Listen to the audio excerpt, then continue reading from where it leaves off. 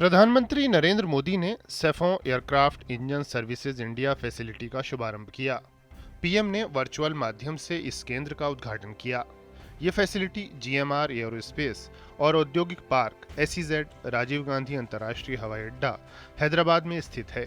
सैफों दुनिया की दूसरी सबसे बड़ी विमान उपकरण निर्माता कंपनी है। पीएम ने जिस फैसिलिटी का उद्घाटन किया वो लीप इंजनों के रखरखाव, मरम्मत और ओवरहॉल को समर्पित है।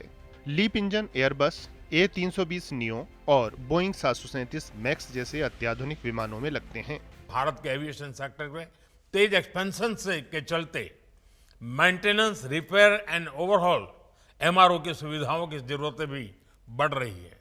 हमारा 85% एमआरओ का काम देश के बाहर होता रहा है।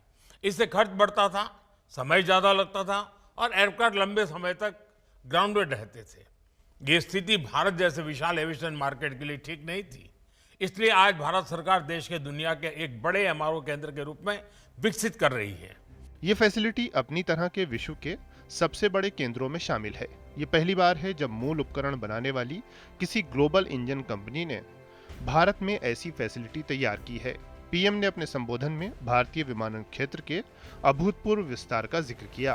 पीएम ने निवेश और व्यापार को बढ़ाने की दिशा में सरकार के प्रयास भी गिनाए।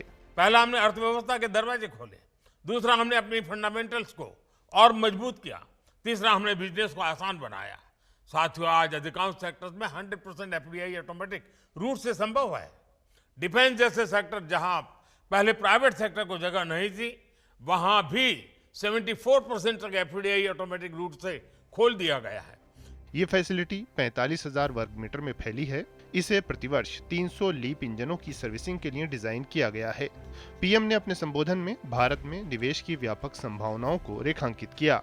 भारत के पास तेज ग्रोथ है, स्थिर सरकार है, रिफॉर्म से जुड़ा माइंडसेट है, बहुत बड़ा यंग टैलेंट पूल है, एक विशाल डोमेस्टिक मार्केट है और सबसे खास बात, भारत में निवेश करने वालों के लिए हम सिर्फ इन्वेस्टर नहीं बल्कि को क्रिएटर मानते हैं।